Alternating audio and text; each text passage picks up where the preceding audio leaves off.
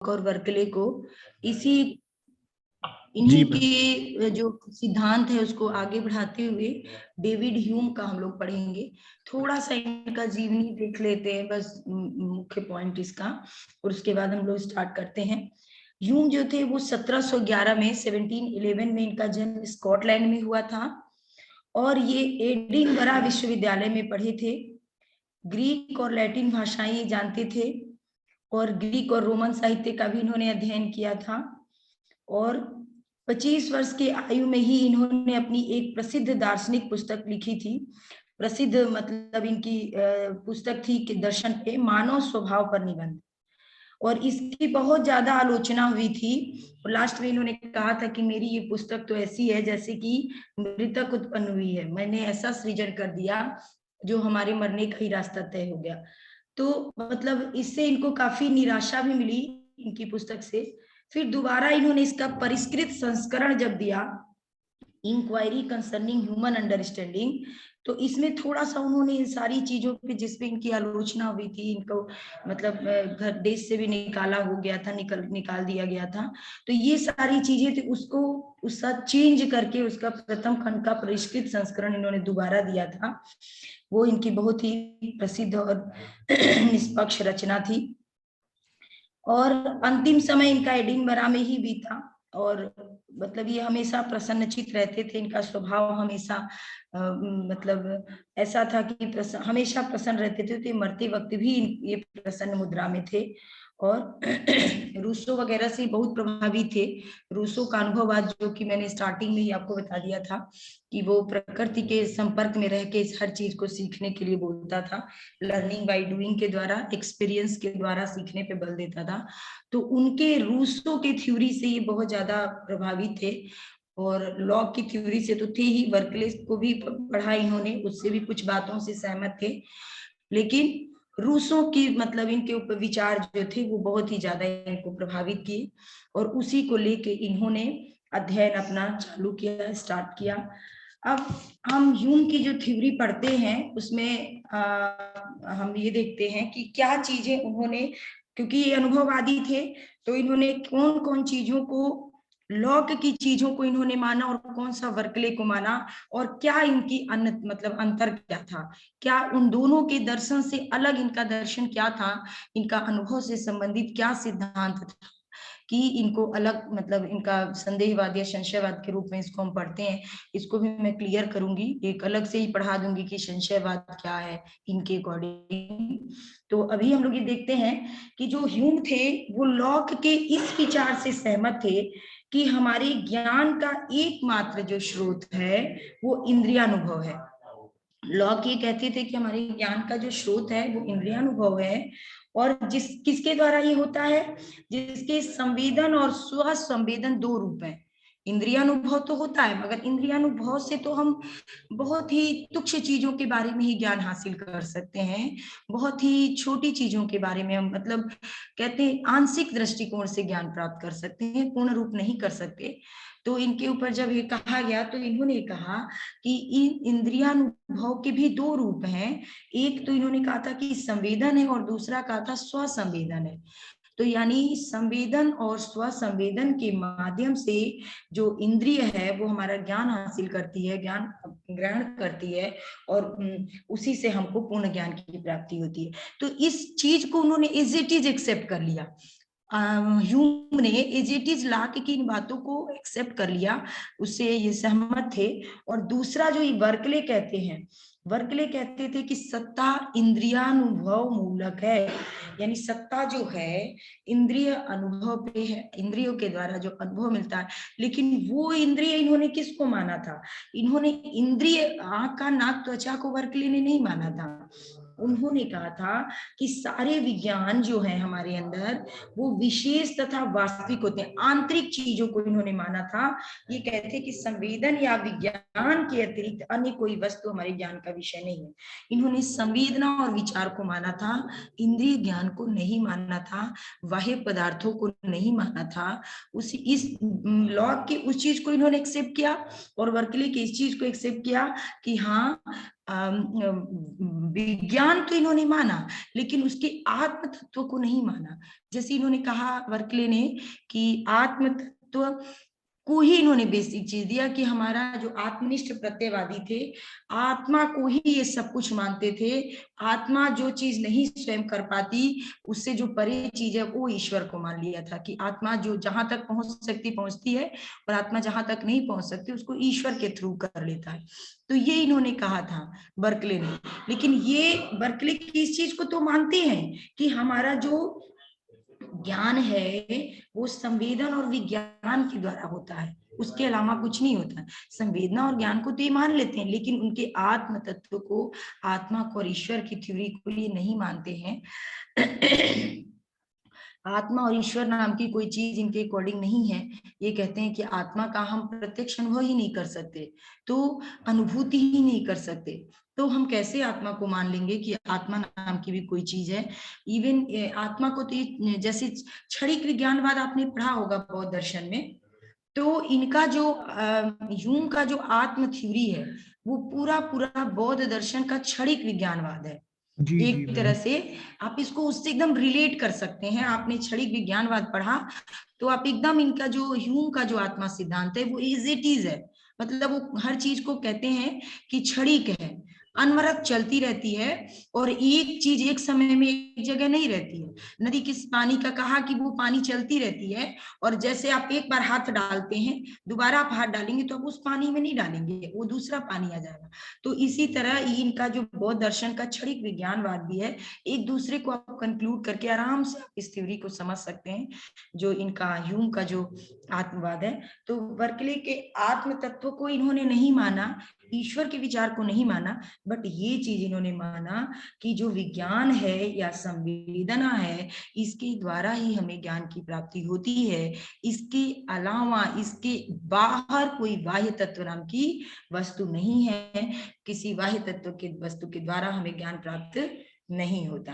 ये इनकी थ्योरी है। अब ह्यूम क्या कहते हैं कि विज्ञान किसी, अब इन दोनों का आपने समझा। अब ह्यूम क्या इस पे कहते हैं, ह्यूम ये कहते हैं कि विज्ञान किसी बाह्य वस्तु के प्रतिबिंब नहीं है, किसी बाह्य वस्तु की प्रतिकृति नहीं है, कोई प्रतिबिंब नहीं है, बल्कि संवेदन या स्वसंवेदन के प्रतिबिंब है। जैसा भी हमने कहा था ऊपर में कि जो जैसे लॉक ने संवेदन और स्वसंवेदन को माना था, तो ह्यूम ने भी संवेदन और स्वसंवेदन को माना था, बस उनकी परिभाषा दोनों की अलग अलग थी। लॉक उसको दूसरे तरीके से परिभाषित करते हैं, संवेदन और स्वसंवेदन को, और ह्यूम जो है उसको दूसरे तरीके से परिभाषित करते हैं। उनके अकॉर्डिंग संवेदन क्या है, स्वसंवेदन क्या, अलग है दोनों, बट वर्ड वही यूज किया है, वही शब्द उनका वही है, संवेदन और स्वसंवेदन। तो ये कहते हैं कि जो विज्ञान है वो विज्ञान किसी बाह्य वस्तु के प्रतिबिंब नहीं है, बल्कि संवेदन या स्वसंवेदन के प्रतिबिंब है। ये ह्यूम के विचार हैं। वो कहते हैं कि संवेदन और स्वसंवेदन ही प्रतिबिंब है, ये वही उसी के प्रतिबिंब है जो हमें विज्ञान के ज्ञान की, हमको ज्ञान की प्राप्ति इसी के द्वारा होता है। और अब ह्यूम क्या कहते हैं, अब एक चीज और यहाँ देखते हैं कि लॉक ये कह रहे थे कि विज्ञान का जो संवेदन और स्वसंवेदन है वो जो है, एक ये भी समझते हुए चलेंगे साथ में, कि वो कह रहे थे कि विज्ञान जो है वो स्व, मतलब उनके अनुसार संवेदन और स्वसंवेदन दोनों भिन्न भिन्न है। संवेदन का ज्ञान उनको, वो बोलते हैं कि हमारी अनुभूति का ज्ञान है, और स्वसंवेदन वो इंद्रिय जन्य ज्ञान को मानते हैं। तो ये कह रहे हैं कि नहीं, बर्कले क्या कहते हैं, बर्कले कहते हैं कि संवेदन और स्वसंवेदन ही विज्ञान है। वो ये कह रहे हैं कि संवेदन और स्वसंवेदन को ही हम विज्ञान कहते हैं, वो अलग से कोई चीज नहीं है, कोई इंद्रिय द्वारा ज्ञान ये नहीं होता इसका हमको आत्म तत्वों के द्वारा ज्ञान प्राप्त होता है, अंतर्बोध के द्वारा ज्ञान प्राप्त होता है। और ये एक नहीं, दो नहीं है, भिन्न भिन्न नहीं है, बिल्कुल बिल्कुल वो विज्ञान ही है, वो अलग नहीं है। तो अब ह्यूम क्या कहते हैं, ह्यूम ये कहते हैं कि हमारा जो संपूर्ण ज्ञान है वो केवल दो विषयों पर आश्रित है। ह्यूम के अकॉर्डिंग कि जो संपूर्ण ज्ञान हमारा क्या है, तो 2 सब्जेक्ट पे है, 2 विषयों पर आश्रित है। पहला है इंद्रिय संस्कार। इन्होंने एक नया वर्ड यूज किया, इंद्रिय संस्कार, लेकिन ये एकदम नया नहीं है, ये है वही चीज, लेकिन शब्द प्रयोग उसको अलग तरीके से कर दिया है, संवेदन और स्वसंवेदन ही, लेकिन इंद्रिय संस्कार इसको नाम दे दिया, इंप्रेशन बोला है इसको, तो ये वर्ड इन्होंने यूज किया इसके लिए। और दूसरा इन्होंने कहा विज्ञान। विज्ञान जो कि शुरू से सब लोग मान ही रहे थे, लॉक है, बर्कले, इन लोगों ने माना, तो वो तो सेम है, मगर इंद्रिय जन्य ज्ञान को, इंद्रिय के द्वारा प्राप्त ज्ञान को इन्होंने इंद्रिय संस्कार नाम दे दिया और बोला कि इन 2 के द्वारा ही हमको ज्ञान प्राप्त होता है, ह्यूम ये बोलते हैं।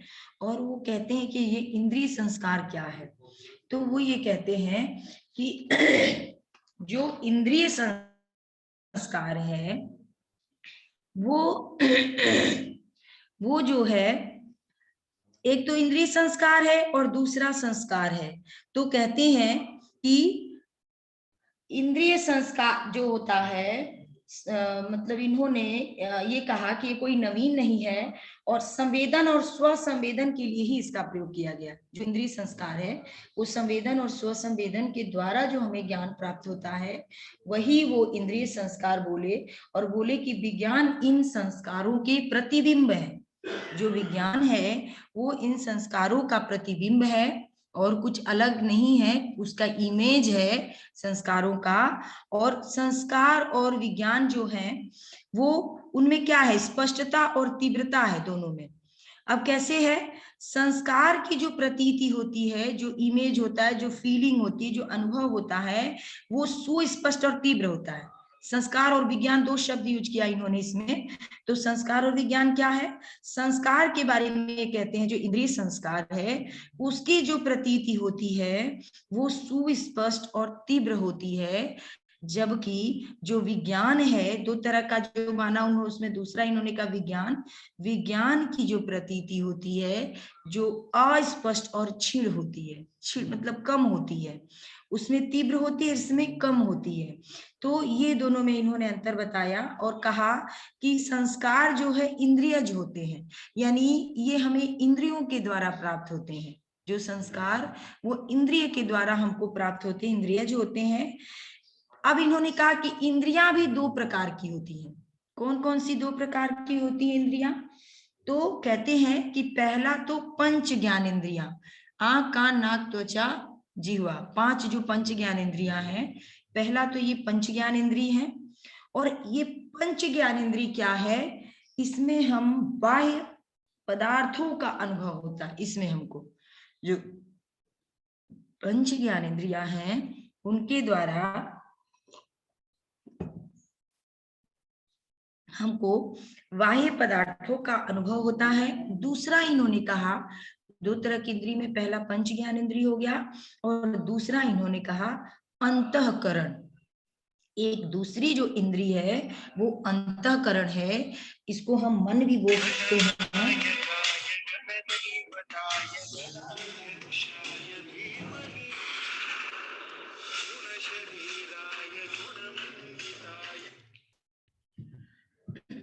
तो ये कहते हैं कि पहला इन्होंने कहा कि, दूसरा इन्होंने कहा अंतःकरण। इसमें इन्होंने मन शब्द तो नहीं यूज किया है, लेकिन ये कहते हैं कि इसमें हम मनोभावों का इसके द्वारा हमको ज्ञान प्राप्त होता है, मन के भावों का हम ज्ञान प्राप्त कर लेते हैं। अब ये कह रहे हैं कि इस प्रकार जो संस्कार है ये 2 प्रकार के हैं, एक तो ये पंच ज्ञान इंद्रियों के द्वारा प्राप्त ज्ञान है और दूसरा जो है अंतःकरण के द्वारा प्राप्त ज्ञान है। तो जो पंच ज्ञान इंद्रियों के द्वारा प्राप्त ज्ञान है उसको इन्होंने संवेदन कहा, और जो अंतःकरण के द्वारा प्राप्त ज्ञान है, जो अंतःकरण के द्वारा प्राप्त संस्कार हैं, उसको इन्होंने स्वसंवेदन कहा कि ये स्वसंवेदन के द्वारा प्राप्त होते हैं। और संवेदन के द्वारा प्राप्त होते हैं। तो ये दो इन्होंने माना कि ये इंद्रिय जन्य संस्कार, इसी का इन्होंने नाम दिया। इंद्रिय जन्य संस्कार जो है दो तरह के होते हैं, एक पंच ज्ञान इंद्रिय और एक अंतःकरण के द्वारा प्राप्त ज्ञान। तो जो पंच इंद्रिय 5 इंद्रियों से प्राप्त हो गया और अंतःकरण के द्वारा प्राप्त ज्ञान को अंतःकरण, इसी को इन्होंने इंद्रिय संस्कार जन्य ज्ञान नाम दिया, इंद्रिय संस्कार नाम दिया। और दूसरा जो विज्ञान को मैंने क्लियर ही कर दिया था कि विज्ञान को इन्होंने कहा था कि इसकी ये जो होती है, ये इसकी जो प्रतीति होती है कि अस्पष्ट होती है, थोड़ा छीड़ होती है, ऐसा इन्होंने बोला।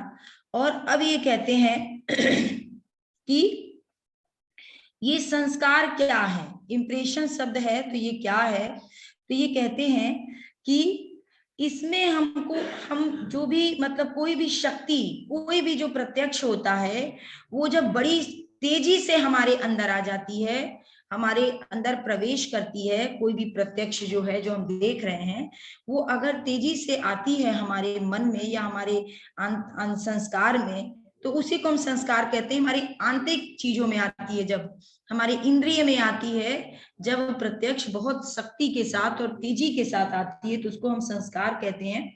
और इसको इन्होंने कहा, इसके अंतर्गत हम क्या क्या आ जाती हैं, तो संवेदना, हमारे संवेदनाएं होती हैं, मनोवेग होते हैं, हमारे इमोशंस होते हैं, ये सारी चीजें जो होती हैं वो हमारे संस्कार में प्रवेश कर जाती हैं। और ये संस्कार के यही रूप है। ये संस्कार क्या है, हमारे संवेदना है, हमारे मनोवेग है, हमारे भावनाएं हैं, ये सारी चीजें संस्कार है। और विज्ञान बोलते हैं, विज्ञान क्या है, तो विज्ञान कहते हैं कि विचार या चिंतन पे बनने वाले ऐसी इमेज है, प्रतिरूप, प्रतिबिंब है, इमेज है, जो हमारे विचार या चिंतन पे बनते हैं। जैसा हम विचार करते हैं, जैसा हम चिंतन करते हैं, उसके ऊपर जो ये इमेज बनता है, ये इमेज हो जाता है विज्ञान, ये विज्ञान का रूप है। और ये कहते हैं कि रूप, रस, गंध, स्पर्श, शब्द, इसकी साक्षात प्रतीति जो होती है, ये संवेदन संस्कार के अंतर्गत आती है। जो अभी पहले हमने संवेदन संस्कार और स्वसंवेदन बताया था, तो वही है कि संवेदन संस्कार के अंतर्गत क्या क्या इन्होंने, ह्यूम ने माना कि रूप, रस, गंध, स्पर्श, शब्द, इन सब की जो साक्षात प्रतीति होती है वो संवेदन के अंतर्गत आती है। और जो सुख है, दुख है, प्रेम है, घृणा है, मतलब जो फीलिंग्स वाली चीजें हैं, अनुभूति वाली, जिनको हम प्रत्यक्ष रूप से नहीं देख सकते, उन्हें केवल हम फील कर सकते हैं। जबकि रूप, रस, गंध, स्पर्श, इन सबको हम देख भी लेते हैं, देखते हैं, और इसको हम केवल फील करते हैं। तो ये फील वाले जो विषय हैं, जैसे प्रेम है, घृणा है, क्रोध है, ये सारे जो विषय हैं, ये स्वसंवेदन संस्कार कहलाते हैं। तो ये लौकिक संवेदन और स्वसंवेदन से मिलता जुलता ही है, बहुत भिन्न नहीं है, बस कहने का इनका तरीका अलग है। बाकी अगर आप इसका निष्कर्ष पे पहुंचते हैं तो सेम लगता है दोनों, संवेदन और स्वसंवेदन इनका। तो अब ये कहते हैं कि इनकी जो प्रतीति होती है वो बहुत ही तीव्र और स्पष्ट होती है। स्वसंवेदन संस्कार जो होता है उसकी बहुत ही तीव्र और स्पष्ट होती है। और चिंतन या स्मृति में, यानी विज्ञान में, ये प्रतिबिंब छिड़ हो जाते हैं। जब हम चिंतन और स्मृति में इसके प्रतिबिंब जब कम हो जाते हैं, छिड़ हो जाते हैं, कम हो जाते हैं, तो उसी को हम विज्ञान कहते हैं। ये इन्होंने इसको समझाया, इसको एक्सप्लेन किया कि इस तरह से इन्होंने संस्कार, इंद्रिय जन्य संस्कार क्या है, इंद्रिय जन्य ज्ञान क्या है, इंद्रिय संस्कार क्या है, और विज्ञान क्या है।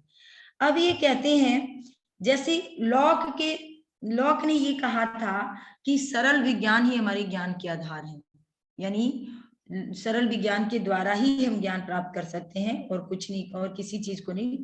तो मिश्र ज्ञान को उन्होंने गौड़ माना था और सरल को ही मुख्य माना था। तो इसी प्रकार जो ह्यूम है वो संस्कार को मानते हैं कि संस्कार जो है वो ही सारे ज्ञान के आधार है।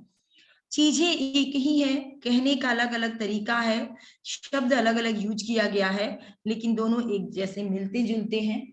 तो इन्होंने इसको संस्कार माना है और कहा है कि संस्कार ही सारे ज्ञान का आधार है। और फिर ये कहते हैं लॉक जो है वो सरल और मिश्र को मानते हैं और दोनों के अर्थों में भेद बताते हैं, लेकिन जो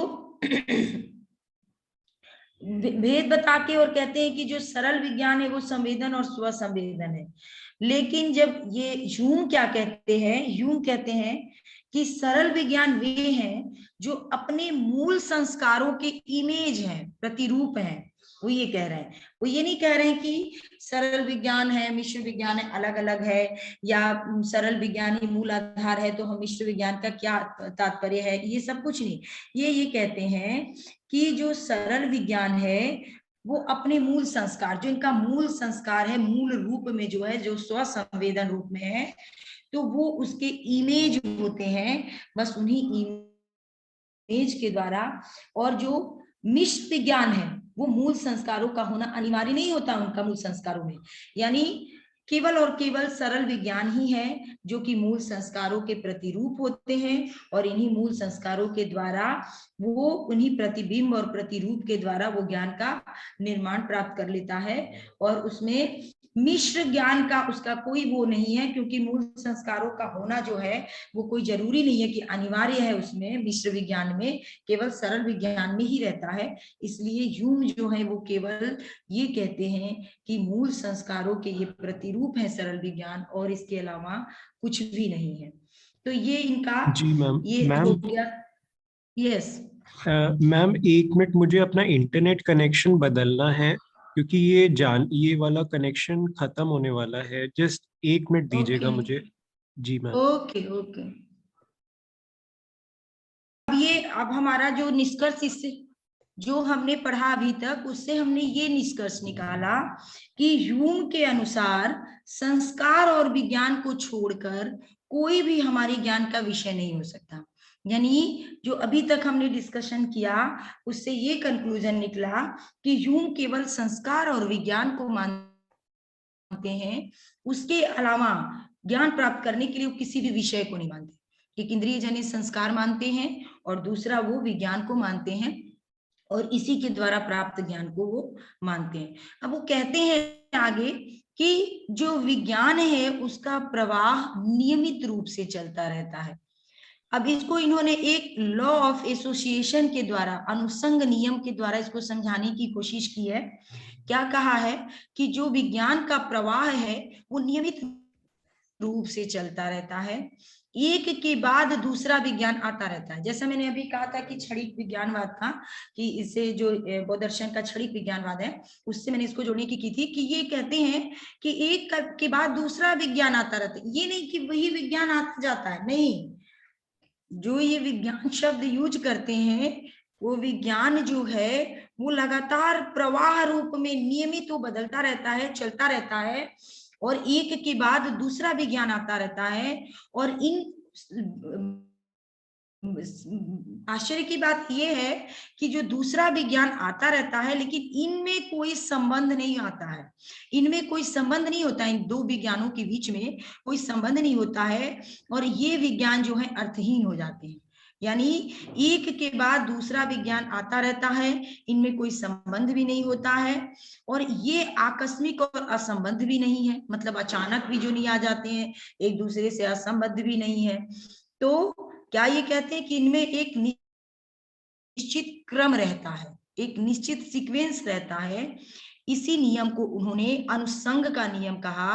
अब इसको स्पष्ट करते हुए और क्या कहते हैं कि इस नियम में कोई सार्वभौमिक सिद्धांत या अनिवार्यता नहीं है। जो इन्होंने ये नियम दिया ये कोई सार्वभौमिक नहीं है, यूनिवर्सल नहीं है, लेकिन और ना इसमें कोई सर्टिनिटी है, लेकिन क्या है, तो इसमें केवल स्वाभाविक अपेक्षा और अनंतरीय है। अनंतरीय का मतलब क्या है कि एक के बाद दूसरे के आने का स्वभाव मात्र है, कि उनका वो नेचर है, उनमें कोई मतलब ये निश्चितता नहीं है कि नहीं आपको एक के आने के बाद दूसरे को आना ही आना है, आपके ऊपर ये जबरदस्ती नहीं, दबाव नहीं डाला, प्रेशर नहीं है कि एक के बाद आने के बाद आपको आना ही आना है, ऐसा कोई नियम है, ऐसा कोई रूल नहीं है, बल्कि वे उनका स्वभाव है, स्वभाव के कारण स्वभाववश एक के बाद दूसरा आता रहता है।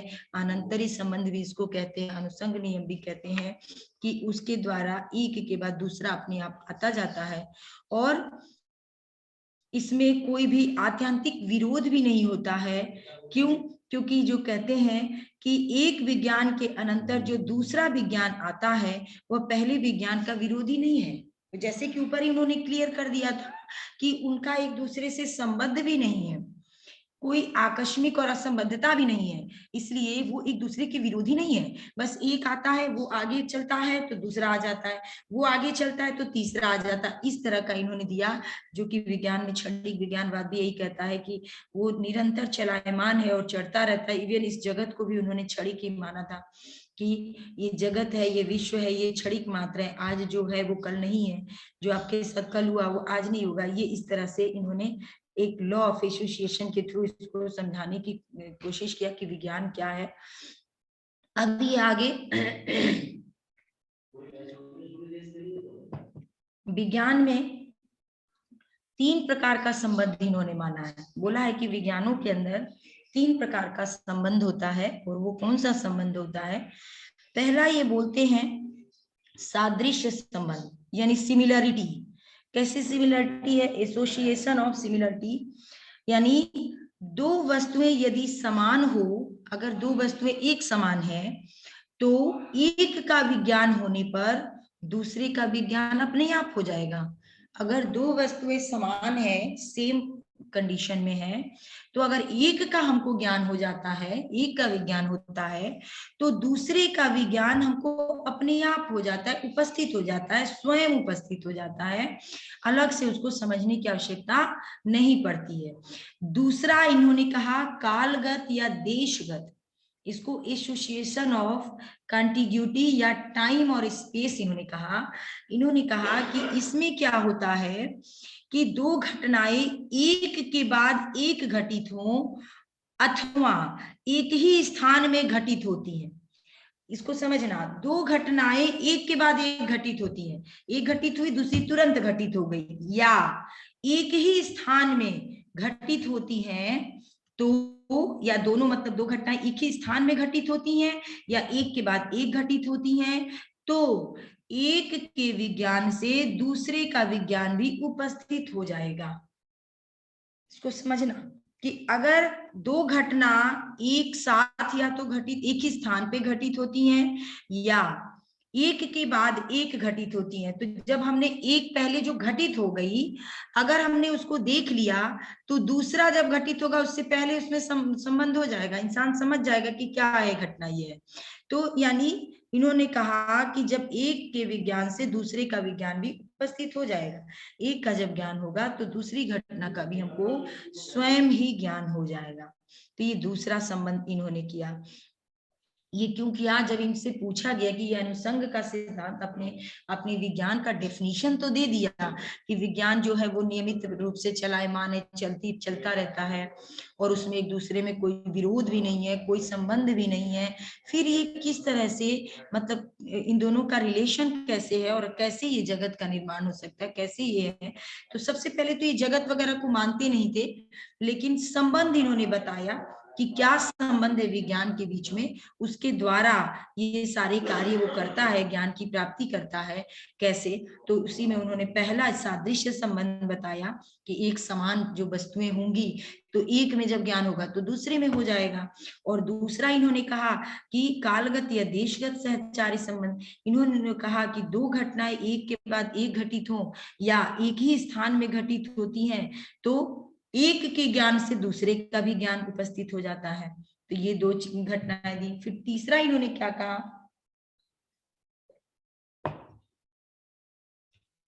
तीसरा इन्होंने बोला कार्य कारण संबंध, एसोसिएशन ऑफ कैजुअलिटी, यानी एक के विज्ञान से दूसरे का विज्ञान होता है। इन्होंने कहा कि इसमें एक के द्वारा दूसरे का ज्ञान, एक ज्ञान से दूसरे का ज्ञान हमको हो जाता है। इन तीनों नियमों से ही हमारे विज्ञानों में संयोग होता है, वियोग होता है, हमारा ज्ञान बनता है, और जड़ जगत के समान, जड़ जगत का नाम का कोई भी चीज इन्होंने नहीं माना, कोई नहीं। और हाँ, ये गुरुत्वाकर्षण नियम से बहुत प्रभावित थे, जो उनका आइजैक न्यूटन का जो गुरुत्वाकर्षण नियम था, ग्रेविटी वाला, उससे ये बहुत प्रभावित थे। और इन्होंने अपना सिद्धांत भी आगमन थ्योरी से स्टार्ट किया था, कि न्यूटन के जो थ्योरी है, जो कि आगमनात्मक थ्योरी, कुछ चीजों को हमने गिरते नीचे देखा और हमने ये निष्कर्ष निकाल लिया कि सब गुरुत्वाकर्षण शक्ति के कारण जो भी वस्तुएं हैं वो नीचे आती हैं। तो ये इन्होंने, इनसे ये प्रभावित थे। और इन तीनों के अतिरिक्त, क्योंकि गुरुत्वाकर्षण चीजें नियम से प्रभावित है, इसलिए इन्होंने इसके अतिरिक्त 4 और संबंधी बताए। वो क्या क्या संबंध इन्होंने की, चर्चा की इन्होंने। पहला इन्होंने कहा विरोध संबंध, यानी रिलेशन ऑफ कंट्राडिक्शन। इसमें जैसे दो विरोध ज्ञान भी हमको हो जाता है। अगर एक ज्ञान है तो अगर विरोधी, जैसे हम लोग वो पढ़ते हैं, क्या कहते हैं उसको, विलोम शब्द। विलोम शब्द हम लोग पढ़ते हैं, तो उसमें जैसे हम शुभ अशुभ बोलते हैं, तो कहते हैं शुभ के द्वारा हमको अशुभ का ज्ञान हो जाता है। हम रात्रि दिन कहते हैं, तो रात जब हम करते हैं तो हमको दिन के बारे में ज्ञान हो जाता है।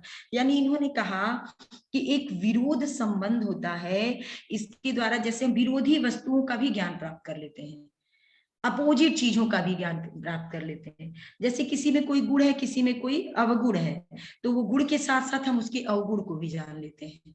तो अगर हमें उसके गुण की नॉलेज हो जाएगा तो उसके अवगुण का भी, यानी विरोध संबंध भी इसके अंदर होता है। विरोध संबंध के द्वारा भी हम ज्ञान को समझ सकते हैं, ज्ञान को जान सकते हैं। दूसरा इन्होंने कहा तादात्म्य संबंध, आइडेंटिटी जिसको का, रिलेशन ऑफ आइडेंटिटी, एक दूसरे में मिक्स हो जाना, मतलब तादात्म्य स्थापित कर लेना, पहचान बना लेना। उसके द्वारा भी हम, जैसे कोई चीज है उसके साथ हम उसको रिलेट कर लेते हैं। जैसे इसको हम कैसे समझ सकते हैं, कोई भी चीज, जैसे अभी हम आपको पढ़ा रहे हैं, तो हम आपको इनका विज्ञानवाद पढ़ा रहे हैं, ह्यूम का, और हमने ये कहा कि ये एकदम बौद्ध की क्षणिक विज्ञानवाद से मिलता जुलता है। तो आपने अगर क्षणिक विज्ञानवाद पढ़ा हुआ है तो आपने तुरंत, आप ह्यूम का विज्ञानवाद, आपके दिमाग में पिक्चर इसकी क्लियर हो जाएगी कि क्या है इनका। आपने मान लीजिए ह्यूम का विज्ञानवाद नहीं पढ़ा हुआ, ह्यूम का आपने अनुभववाद नहीं पढ़ा हुआ है, लेकिन अपने क्षणिक विज्ञानवाद पढ़ा हुआ है, तो आपके दिमाग में ज्ञान का, ह्यूम का अनुभववाद एकदम क्लियर हो गया। अब आपको नहीं भी पढ़िएगा तो कॉन्सेप्ट तो समझ ही आ जाएगा, भले ही उसके टर्म आपको क्लियर नहीं होंगे, क्योंकि उन्होंने कुछ टर्म अलग यूज किया हुआ है और इन्होंने कुछ टर्म अलग यूज किया हुआ है। बस इतनी सी विभिन्नता होगी, लेकिन आपके दिमाग में इसका पिक्चर क्लियर हो जाएगा कि इनके अनुसार अनुभववाद क्या है, इनके अनुसार विज्ञान क्या है, विज्ञानवाद क्या है, ये आपको एकदम क्लियर हो जाएगा। तो ये चीजें हैं, यानी तादाद में, यानी आइडेंटिटी के द्वारा एक दूसरे में समाहित करके भी हमको ज्ञान की प्राप्ति हो जाती है। और तीसरा इन्होंने कहा गुणों में मात्रा, यानी क्वांटिटी के आधार पे भी हमको ज्ञान हो जाती है, ज्ञान की प्राप्ति हो जाती है। किसी भी चीज में क्वांटिटी के आधार पर, मात्रा के आधार पे, कि ये चीज इतनी इसकी मात्रा है तो ये चीज है, इसकी इतनी मात्रा है तो ये चीज है, इसके द्वारा भी हम ज्ञान की प्राप्ति कर सकते हैं। फिर इन्होंने चौथा बोला मात्रा और संख्या, यानी क्वांटिटी और नंबर, मात्रा भी है और नंबर भी है। ये दोनों के द्वारा भी, क्वांटिटी और नंबर के द्वारा भी हम ज्ञान की प्राप्ति कर लेते हैं। हम वस्तुओं के बारे में, ज्ञान के बारे में हमको जानकारी हो जाती है। ये इन्होंने ह्यूम का जो कारणवादी सिद्धांत है, विज्ञानवाद है, वो इनका इस तरह से है। फिर अब हम इनका, जब इनकी वो देखते हैं कि इनके मतलब ये कारण और कार्यवाद को मानते भी नहीं है, ये कहते हैं कि क्या होता है, कारण और कार्यवाद को ये नहीं मानते थे। तो ये कहा जाता है कि इनका आलोचना किया जाता है और बोला जाता है कि ये कहते हैं कि दो घटनाओं का कई बार नियमित रूप से एक दूसरे के तुरंत बाद अनुभव किया जाता है। जैसे अभी हमने बताया, तो कहा कि उन्होंने कहा है कि क्या होता है कि दो घटना एक कई बार नियमित रूप से एक के बाद एक घट जाती हैं, तो उससे हमको ज्ञान प्राप्त हो जाता है। ये बात उन्होंने कहा। तो कहते हैं कि अगर ऐसा होता तो कई बार पानी पीने का और उसके बाद तुरंत प्यास बुझने का संवेदना हुआ, तो मैंने यह कल्पना कर लिया कि पानी पीना मतलब ये कारण कार्य के सिद्धांत को नहीं मानते हैं और कहते हैं कि कारण कार्य सिद्धांत नहीं है। तो अगर ये कारण कार्य सिद्धांत नहीं है तो किस तरह से आप ये बोलते हैं कि दो घटनाओं का कई बार नियमित रूप से एक दूसरे के बाद अनुभव किया जाता है, और ये तो फिर कारण कारण नियम है, ये तो कारण कार्य ही नियम है कि एक के बाद एक का अनुभव करना।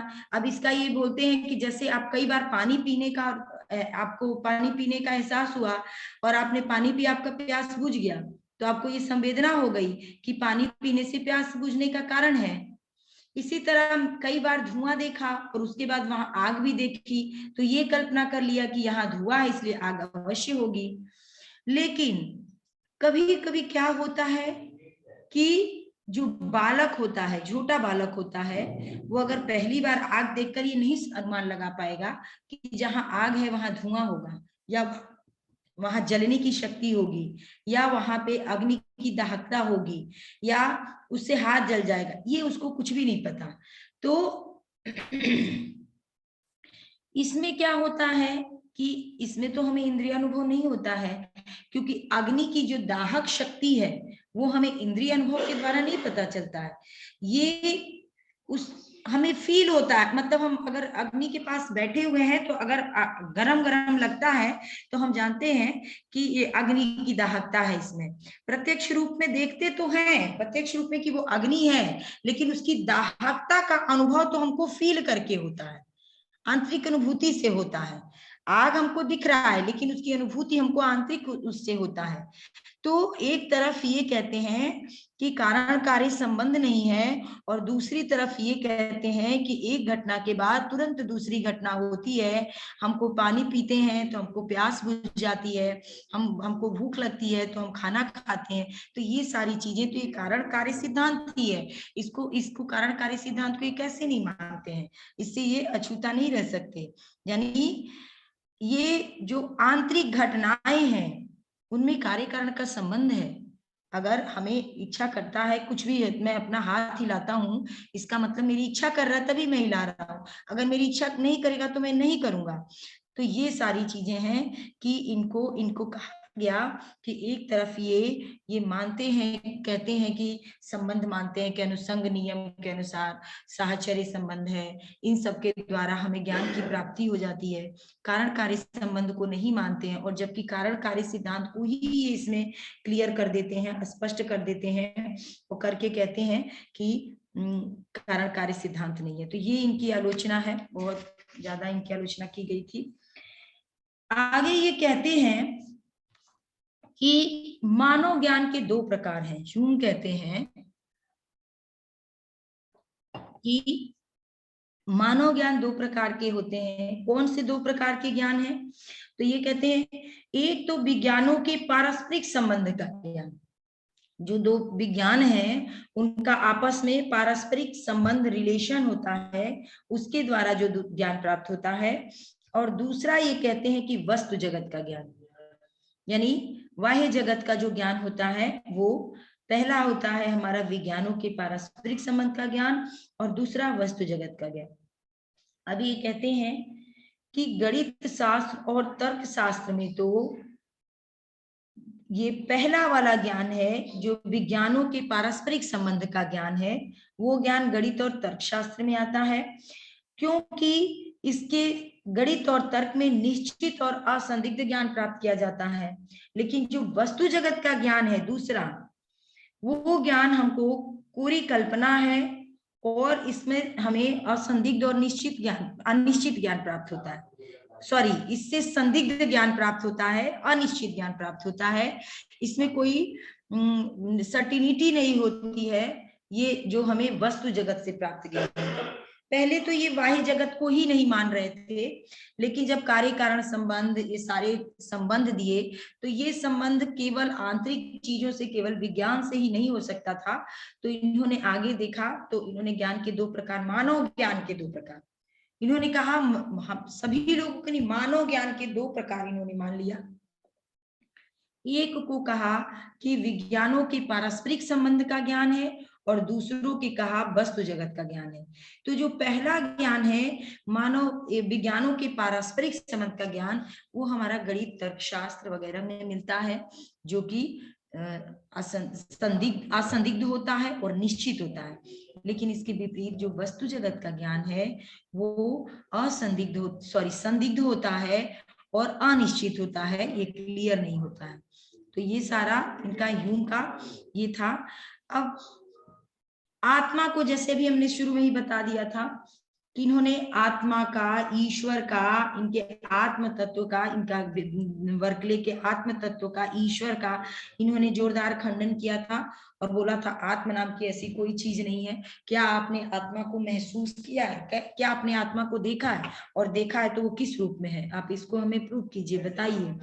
तो और इसकी आलोचना में ये भी कहते हैं कि जहां तक मेरा ऐसा संबंध है, मैं जब जब इस आत्मा को देखने के लिए, मतलब आलोचना लगा के इनका आत्मा का कहते हैं कि जब जब मैं अपनी इस आत्मा को देखने के लिए, जैसा आप लोग कहते हैं कि आप आत्मा को देखने के लिए अंदर प्रवेश कीजिए, अपने आंतरिक शक्ति में जाइए तो आपको आत्मा दिखेगा।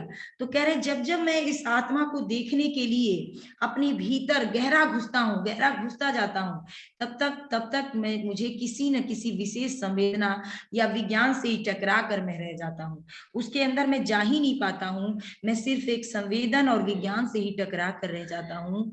और ये संवेदन और विज्ञान क्या है? गर्मी है, सर्दी है, प्रकाश या छाया है, प्रेम या घृणा है, दुख या सुख है, ये सारे संवेदना। जब भी मैं, वो कहते हैं आत्मा का कोई ऐसा, अगर आत्मा नाम की कोई चीज है, ठीक है, जिसको हम अनुभूत कर सकते हैं, फील कर सकते हैं, देख नहीं सकते, ये हम मान रहे हैं, तो अगर हम उसको फील करने के लिए क्या करना पड़ेगा? तो बोलते हैं आप अपने स्वयं को पहचानिए, आप अपने अंदर को देखिए, अपनी आंतरिक शक्तियों को देखिए, तो आपको पता चलेगा। इन्होंने कहा जब भी मैं अपनी आत्मा को देखने के लिए गहरे तक भीतर जाता जाता हूँ, तो मुझे सिर्फ और सिर्फ केवल गर्मी या सर्दी, प्रकाश या छाया, प्रेम या घृणा, दुख या सुख, यही दिखाई देते हैं। इसके अलावा, इस संवेदन और विज्ञान के अलावा आत्मा नाम की कोई भी वस्तु मुझे नहीं दिखाई देती है। आत्मा नाम की कोई भी वस्तु मुझे फील नहीं होता है, मुझे अनुभव नहीं होता है। और जब मुझे अनुभव ही नहीं होता है तो क्या मेरा अस्तित्व है? तो आत्मा का अस्तित्व कैसे मैं मान लूं जब मैं उसको अनुभव नहीं कर सकता हूँ? तो ये है इनका मुख्य जो थ्योरी है, जो मुख्य इनका निष्कर्ष है कि ये जो है केवल क्षणिकवाद को मानते हैं और संवेदन और विज्ञान के अतिरिक्त ये किसी से भी सत्य ज्ञान का मानते नहीं है। आत्मा, जगत, ईश्वर, इसकी सत्ता को नहीं मानते हैं। बोलते हैं आज तक किसी ने देखा हो कि किस रूप में है तो वो मुझे बताए, अगर ऐसा नहीं है, मैं खुद फील करने की कोशिश करता हूं तो मुझे नहीं। सब कुछ, ये जगत, ये ईश्वर, ये आत्मा, सब कुछ कह रहे हैं ये जगत जो है अनित्य है, विशेष है, क्षणिक है, ये कब खत्म हो जाएगा, इसलिए इसका कोई मतलब ये जड़ है, ये इसका कोई अस्तित्व नहीं है, ये क्षणिक है। क्षणिक आत्म तत्व को इन्होंने कहा कि क्षणिक विज्ञानों के प्रवाह के अतिरिक्त कुछ भी नहीं है। ये जो आत्म तत्व है ये सिर्फ और सिर्फ क्षणिक विज्ञान का प्रवाह है, इसके अतिरिक्त कुछ भी नहीं है। और इनके विचारों का फिर यहाँ पे आत्मा, जड़, ईश्वर कुछ नहीं माना। तो रसेल इनकी आलोचना करते हुए कहते हैं, रसेल कहते हैं कि मान लीजिए अगर इनके इंद्रियानुभव को स्वीकार भी कर लिया जाए तो इन्होंने इसके विचारों से सहमत कहते हैं कि इन्होंने और कोई चीज मानी ही नहीं है। तो अब केवल संवेदन और विज्ञान के द्वारा ही, अगर हम संवेदन और विज्ञान के द्वारा ज्ञान प्राप्त करते हैं तो वह विज्ञान आंशिक हो जाएगी, पूर्ण रूप से ज्ञान हम नहीं कर सकते। और ये कहते हैं कि ज्ञान तो केवल मतलब निश्चित ज्ञान ही नहीं होता है, केवल अनिश्चित होता है, असंदिग्ध होता है। तो इस तरह तो फिर ज्ञान की जहां पे संदेह और संशय हो जाता है वहां पे ज्ञान कैसे हो सकता है? और इनका जो संशयवाद है, थोड़ा सा हम इनका संशयवाद देख लेते हैं कि इनका संशयवाद क्या है।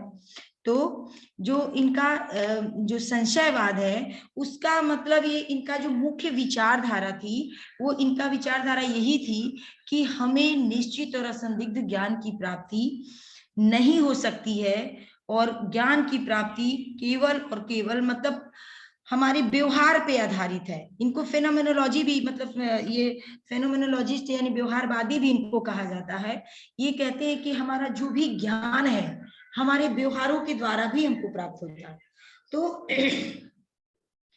इनके हर ज्ञान में थोड़ा ना थोड़ा संशय रहता है और संशय के द्वारा ही इनको संदेहवादी विधि या संशयवाद कहा गया था, क्योंकि ये कहते थे कि ज्ञान हमेशा असंदिग्ध होता है, संदिग्ध होता है, निश्चित ज्ञान नहीं मिलती है हमको। इसलिए तो इनको क्या कहा जाता था कि ये उग्र संशयवादी हैं, यानी इनको अनुभववादी ना कह के उग्र संशयवादी कहा गया था। क्यों? क्योंकि ये कहते थे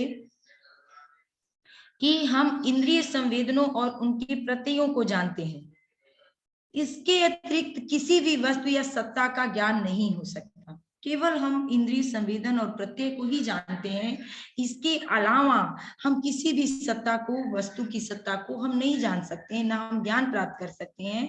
और इंद्रिय संवेदनों से मन में जो प्रत्यय बनते हैं उनके द्वारा हम ज्ञान प्राप्त करते हैं। और जब ये इंद्रिय संवेदन से जो मन में प्रत्यय बनते हैं, ये प्रत्यय जो है वो 100% सत्य नहीं हो सकते, इसलिए उसमें कुछ ना कुछ संशय रह जाता है, कुछ ना कुछ संदेह रह जाता है, इसलिए उसमें कोई निश्चितता नहीं होती है। और हमारे अनुभव की जो प्रकृति है वो सार्वभौमिक और निश्चित नहीं हो सकती, इसलिए हम कोई भी इंद्रिय द्वारा प्राप्त जो ज्ञान है, जो अनुभव है, वो उसमें कुछ ना कुछ संदेह अवश्य रह जाता है, बिना संदेह का वो नहीं हो सकता। इसलिए अब ये कहते ये इनको उग्र संशयवादी क्यों कहा गया? क्योंकि ये पहले तो ये जब अपने सिद्धांत दिए थे तब इन्होंने कहा था कि गणित और तर्क शास्त्र के ज्ञान संशय रहित होते हैं, इन्होंने उस टाइम कहा था। लेकिन अब ये क्या कह रहे हैं, बाद में ये फिर उदारवादी हो जाते हैं और इसको मानते हैं। लेकिन शुरुआत में जब इनका दर्शन संशयवाद स्टार्ट हुआ था तो इन्होंने कहा था कि इवन गणित और तर्कशास्त्र की ज्ञान भी संशय रहित नहीं है। वो कहते हैं कि उसमें भी कुछ ना कुछ संशय है, गणित और तर्कशास्त्र के नियम के पालन में भी बुद्धि से कुछ ना कुछ चूक हो जाती है। हम गणित का नियम को भी फॉलो करते हैं और तर्कशास्त्र के नियम को भी फॉलो करते हैं, तो उसमें भी हमारी बुद्धि जो है कहीं ना कहीं कुछ गलती कर देती है और कुछ ना कुछ उसमें भी संशय और संदेह रह जाता है। फिर ये कहते हैं कारण कार्य संबंध में भी अनिवार्य नहीं, कारण कारण संबंध को भी अनिवार्य नहीं मानते हैं और कहते हैं कि कारण कार्य नियम को मानने के लिए हमारे पास कोई ऐसा आधार नहीं है, क्योंकि हम घटनाओं के तारतम्य और निरंतरता को देखते हैं कि एक घटना के बाद दूसरी घटना घटित होती है, तो ऐसे सैकड़ों हजारों बार एक के बाद एक दूसरी घटना होती रहती है और हम उनसे कोई कारण कार्य संबंध थोड़ी ना देख पाते हैं। भाई एक दो घटना होती तो चलो हम उनमें कारण और कार्य संबंध बना देते, लेकिन ऐसी असंख्य हजारों मतलब घटनाएं होती हैं तो हम उनके बीच में कारण और कार्य संबंध कैसे स्थापित कर सकते हैं? ये कारण और कार्य संबंध वास्तविक नहीं हो सकती है। ये मनोवैज्ञानिक विश्वास के रूप में हम इसको मान सकते हैं, लेकिन ये वास्तविक नहीं हो सकती। फिर ये क्या कहते हैं कि पदार्थ, आत्मा और ईश्वर का भी ये निषेध करते हैं। ये कहते हैं, इसीलिए इनको संशयवादी कहा गया है, हर चीज में इनको संशय है, कारण कार्य सिद्धांत में संशय करते हैं। ये कहते हैं कि पदार्थ, आत्मा और ईश्वर का निषेध इन्होंने कहा कि हमारा अनुभव जो है वो संवेदन और उनकी प्रतियों तक ही सीमित है, केवल संवेदन और प्रत्यय तक सीमित है। ये ना तो जड़ पदार्थ का अनुभव कर पाता है और न ही आत्मा और ईश्वर का, यानी ना ये जगत का, ना आत्मा का, ना ईश्वर का, किसी का भी अनुभव नहीं कर सकता है। हम चाहे कितने भी आंतरिक, जो अभी मैंने पहले शुरुआत में बोला था कि हम चाहे अपनी कितनी भी आंतरिक अनुभवों को कर ले, निरीक्षण कर ले आंतरिक अनुभवों से, लेकिन हमको सुख दुख प्रेम घृणा आदि ये स्व संवेदनों को ही हम पाते हैं, हम आत्मा को नहीं पा पाते हैं। इसलिए आत्मा और ईश्वर नाम का कोई भी अस्तित्व नहीं है, इनका कोई हमारी लाइफ में, हमारे जीवन में कोई इनका योगदान नहीं है। चौथा ये क्या बोलते हैं कि जो प्राकृतिक नियम भी संशय रहित नहीं होते हैं, यानी ये कहते हैं कि जो प्राकृतिक नियम है वो भी संशय रहित नहीं है। क्यों? क्योंकि ये कहते हैं कि अनुभविक ज्ञान जो है प्रकृति से संभाव्य ज्ञान प्राप्त होता है। संभाव्य मतलब पॉसिबिलिटी होती है, जिसमें संभावना होती है। जो हमारा अनुभविक ज्ञान है वो हम प्रकृति से जब लेते हैं, नेचर से लेते हैं, तो उसमें अनिवार्यता नहीं होती है। हम केवल प्रत्ययों या इंद्रिय प्रत्यक्षों को जानते हैं, हम प्रत्यय और इंद्रिय प्रत्यक्ष को जानते हैं। इनके मूल स्रोत के रूप में पदार्थों या वस्तुओं का अनुमान लगाते हैं। हम जब अनुमान लगाएंगे तो वो चीजें कैसे सत्य हो सकती हैं, 100% कैसे सत्य हो सकती हैं।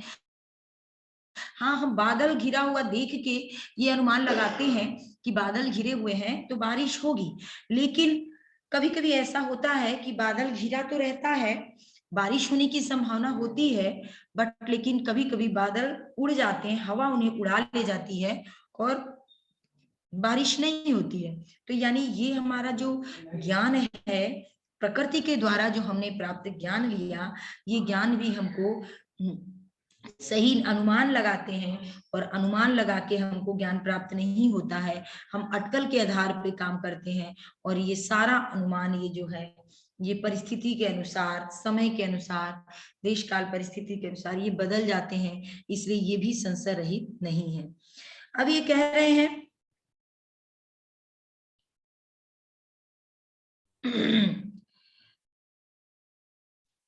अब ये देखो कितनी वो बात ये कह रहे हैं कि ये चीज, इस पे तो इनकी आलोचना ही हो, मतलब इसकी बहुत बड़ी आलोचना की जा सकती है। ये इतनी बड़ी बात बोल दिए हैं, इसीलिए इनको जानते हैं उग्र संशयवाद कहा जाता है और संदेहवाद।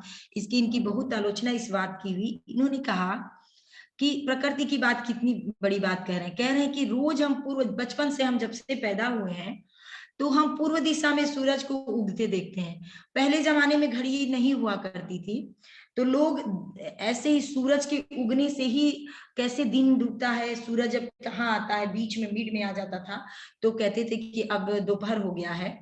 और अगर सूरज पूरब की तरफ दिखता था तो कहते थे कि अभी मॉर्निंग है, ऐसे मतलब। और जब वो अस्त होता था तो अस्त पश्चिम की तरफ, तो जान जाते थे पश्चिम में। दिशाओं का ज्ञान, समय का ज्ञान वो सारा सूर्य उदय से लेते थे, कि घड़ी नहीं थी मगर वो इसी के द्वारा अपना सारा वो समय और ये लोग जानते थे। और ये क्या कह रहे हैं कि रोज हम बचपन से लेके देखते आ रहे हैं कि सूर्य जो है वो पूर्व दिशा में उगता है, लेकिन ये हमारा विश्वास है। ये कह रहे हैं कि ये हमारा विश्वास है, ये अनिवार्य नहीं है कि कल भी सूरज पूर्व में उगेगा, हो सकता सूर्योदय ही ना हो। इस बात का इनका बहुत बड़ा आलोचना किया गया था कि ऐसा नहीं हो सकता है। जो सार्वभौमिक है उसमें आप छेड़छाड़ नहीं कर सकते। जो सब जगह सेम है, सब जगह जिसकी सत्ता सार्वभौमिक है, उसको आप ये कैसे कह सकते हैं कि कल सूरज नहीं निकलेगा। अगर सूरज नहीं निकलेगा तो दिन ही नहीं होगा फिर, और पूरब में ही उगता है तो पूरब में ही उगेगा। इसका इनका बहुत ज्यादा आलोचना हुआ था इस बात का, और तभी से इनको मतलब संशयवाद की श्रेणी में डाल दिया गया था, मतलब उग्र संशयवाद की श्रेणी में। जब ये बात इन्होंने कहा तो इनकी इतनी आलोचना सहना पड़ा, इनका इतना विरोध हुआ, और इनको मतलब हर जगह इनको कहीं जाते थे तो इनको मतलब बहुत बुरी दृष्टि से लोग देखने लगे कि बताइए ये तो प्रकृति के जो सार्वभौमिक सत्ता है उस पे इन्होंने उंगली उठा दिया। तब इनके विचारों में थोड़ी सी उदारता आई, और इन्होंने अपना पुस्तक जो दूसरा लिखा, an essay concerning human understanding, पहला जो उनकी पुस्तक थी जो मैंने बताया था कि आलोचना हुई थी, विरोध हुआ था, उस पुस्तक में ये सारी चीजें इन्होंने लिखी थी। और उसके बाद इन्होंने उसका मतलब परिष्कृत संस्करण लिया, और लेने के बाद उसने जो उग्र संशयवाद का त्याग किया और विनम्र संशयवाद को करते हुए इन्होंने नियम दिए। तब इन्होंने कहा कि गणित के नियम संशय रहित होते हैं। पहला इन्होंने कहा, अपना ही विरोध इन्होंने किया कि विरोधाभास यहाँ पे देखते हैं कि गणित के नियम संशय रहित होते हैं। फिर इन्होंने कहा कि अनुभववाद की तार्किक परिणति संशयवाद है, ये नहीं कि संशयवाद ही है। जब अनुभववाद में हम तर्क करते हैं, कोई भी अनुभव जब हमको हुआ, कोई भी अनुभव के द्वारा हमको प्राप्त ज्ञान हुआ, तो जिस तरह से जो ज्ञान हुआ उसको हम उसी रूप में एक्सेप्ट ना करके उसमें जब हम तर्क करते हैं कि अगर ये ज्ञान कैसे हुआ, क्यों हुआ, कैसे हुआ, ये सारा जब हम उसमें तर्क करते हैं, जैसे इन्होंने ईश्वर, जड़, आत्मा और इसके बारे में जो इनको अनुभव हुआ उसको इन्होंने ना मान के उस पर तर्क किया कि अगर आत्मा फील करने की चीज है तो मैं तो फील करता हूं तो केवल सुख दुख ही मिलता है, कुछ नहीं मिलता है। तो इन्होंने कहा कि अनुभववाद, जब हम कोई चीज अनुभव करते हैं और उसमें हम तर्क भी मिला देते हैं अनुभव में, तो ऐसी स्थिति को ही संशयवाद कहते हैं, इन्होंने कहा। फिर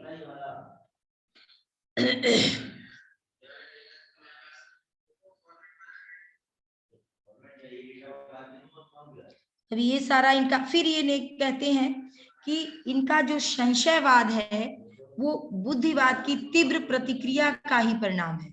यूं कहते हैं कि जो संशयवाद है वो बुद्धिवाद की प्रक्रिया, यानी जो बुद्धिवादी थे वो कहते थे कि जन्मजात प्रत्ययों से हमें ज्ञान की प्राप्ति होती है, अनुभव के द्वारा हमें कोई ज्ञान नहीं होता है, अनुभव के द्वारा प्राप्त ज्ञान, वो यही चीज कहते थे कि अनुभव के द्वारा प्राप्त ज्ञान जो है वो संशय वाला होता है, संदेहजनक होता है।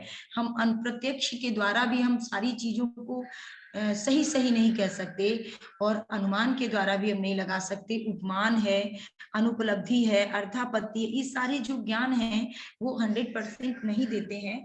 तो इसलिए इन्होंने जो बुद्धिवाद का, जो इनका बुद्धिवाद की प्रतिक्रिया की, उसमें ये खुद उसी चीजों में गिरते चले गए हैं और ये कह रहे हैं कि गणित और तर्क शास्त्र में जो ज्ञान होता है वो ज्ञान सच में संशय रहित होता है, जबकि अनुभव जगत से जो ज्ञान होता है हमको संशय और प्रत्ययों के माध्यम से, वो जो है वो संभावित है और संदिग्ध होता है। इन्होंने इस चीज को माना और बोला कि नहीं। फिर अब इनका कहा गया कि इनका मतलब इनकी उसमें समीक्षा में बोला गया कि जो ह्यूम का जो सिद्धांत है वो विज्ञान विरोधी सिद्धांत है, जबकि ह्यूम ने तो गुरुत्वाकर्षण शक्ति को माना था और इतना प्रभावी थे कि उसी के द्वारा इन्होंने अपना जो वो किया, जो ज्ञान मतलब अपने अनुभववाद का शुरुआत किया, तो उन्होंने दो नियम ही माने।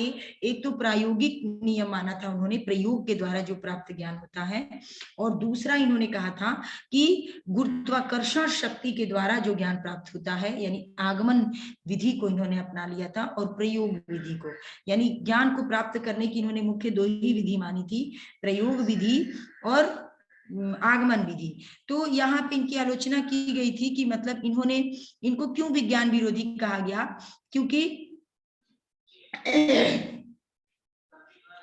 इन्होंने मतलब कहा कि जो विज्ञान है उसके द्वारा प्राप्त ज्ञान, और ये सही भी था कि विज्ञान के द्वारा हमें प्राप्त ज्ञान 100% सत्य नहीं होता है, तो उसमें अनिवार्य संभावना होती है।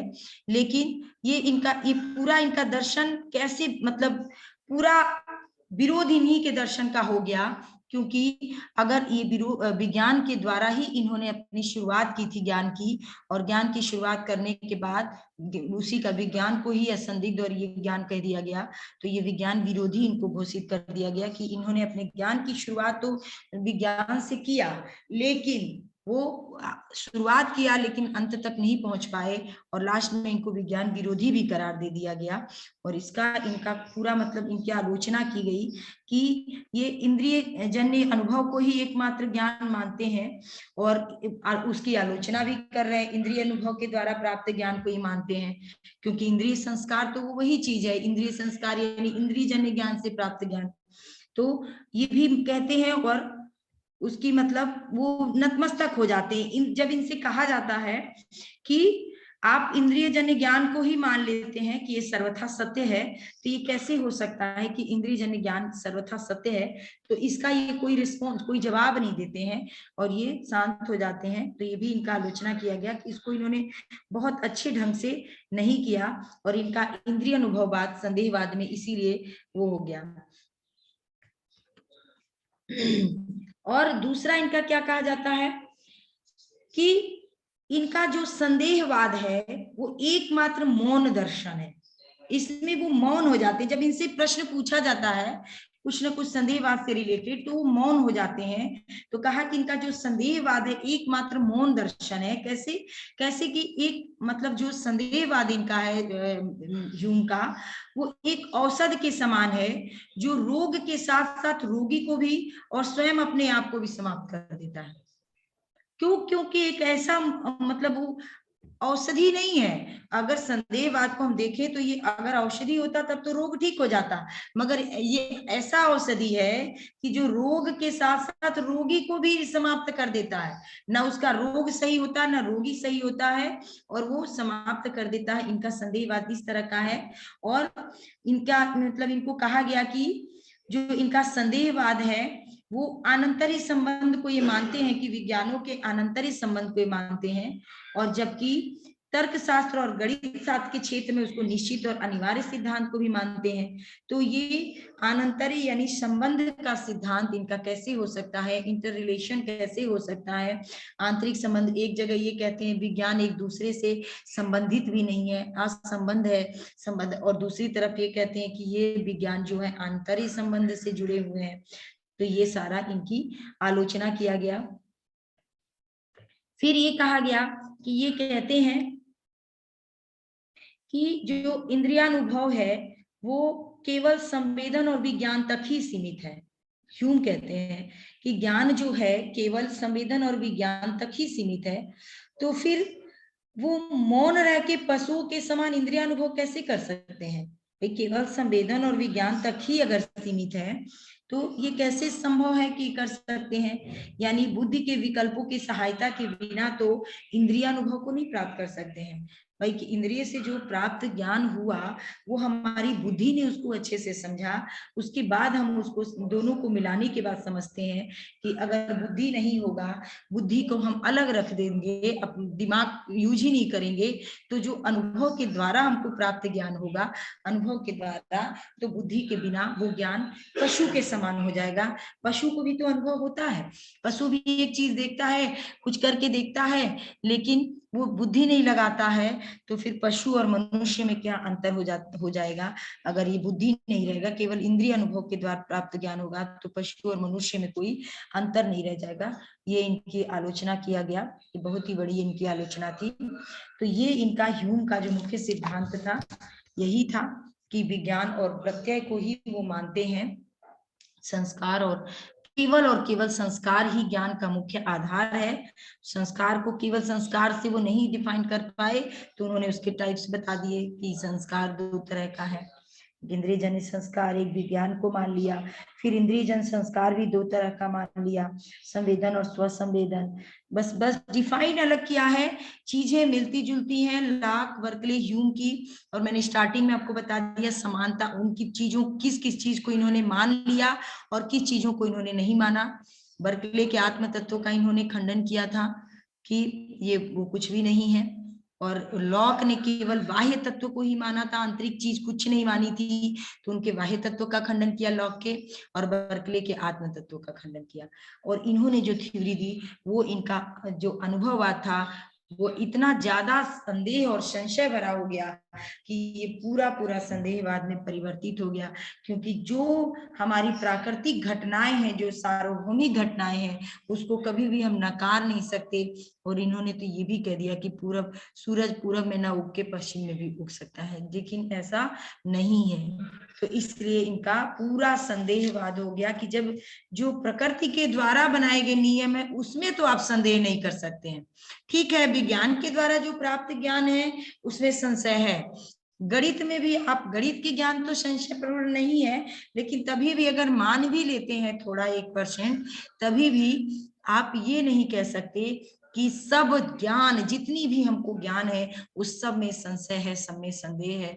इसलिए इनका भी जो दर्शन था, इनका भी ज्ञानवाद अनुभववादी दर्शन था, वो आंशिक ही था, पूर्ण रूपेण नहीं था, क्योंकि इन्होंने बुद्धि को कोई महत्व नहीं दिया, जन्मजात प्रत्ययों को कोई महत्व नहीं दिया, आंतरिक तत्वों को कोई महत्व नहीं दिया, आत्मा ईश्वर को नहीं माना, ये जगत को जड़ पदार्थ बता दिया कि इसका कोई अस्तित्व नहीं है। और ये जो जगत है, ये जिस तरह से मतलब ये चलता रहता है, इसका प्रवाह होता रहता है, निरंतर प्रवाह होता रहता है, एक क्षण में एक चीज नहीं है। आज जो है हर क्षण चीजें घटनाएं बदलती रहती हैं, हर क्षण हमारी विचार बदलते रहते हैं। तो ये सारा जगत जो है ये क्षणिक है, इसका कोई अस्तित्व नहीं है, इसका जड़ मतलब ये जड़ है, ये इसमें चेतना नहीं है, इसका कोई अस्तित्व नहीं है, ये अनित्य है। ये इनका मुख्य रूप से इनका ये थ्योरी था ह्यूम का। अब हम लोग कल कांट पढ़ेंगे। कांट ने फिर वही, अब इन तीनों लोगों के लाख वर्कले ह्यूम का जब विचार देखा और खूब आलोचनाएं होने लगी, और उधर जो बुद्धिवादी थे देकार्त, स्पिनोजा और लाइबनिज, इनकी रचनाएं देखा, उनकी भी बुद्धिवादियों की भी खूब आलोचना हुई। तो जो कांट का दर्शन आया वो समीक्षावाद आया, उसमें इन्होंने बुद्धि को भी महत्व दिया और अनुभव को भी महत्व दिया, और बोला कि बुद्धि और अनुभव के मिश्रण से जो ज्ञान प्राप्त होता है वो ज्ञान सत्य होता है, वो ज्ञान असंदिग्ध होता है, वो निश्चित होता है। और ये हम लोग कल पढ़ेंगे कांट की थ्योरी। उसके बाद हम लोग लॉजिकल पॉजिटिविज्म में एयर और कार्नेप एक ही दिन में दोनों पढ़ लेंगे। मुख्य जो है वो एयर है और एयर के साथ साथ कार्नेप भी है, तो एयर और कार्नेप पढ़ लेंगे। उसके बाद फिर अपना फेनोमेनोलॉजी वाला जो है हुसर्ल की थ्योरी है वो पढ़ेंगे। ठीक है जी मैम। हाँ, तो ठीक है, इनका ह्यूम का आपको समझ में आ गया, जी डेविड जी ह्यूम का। जी मैम, बिल्कुल। ओके।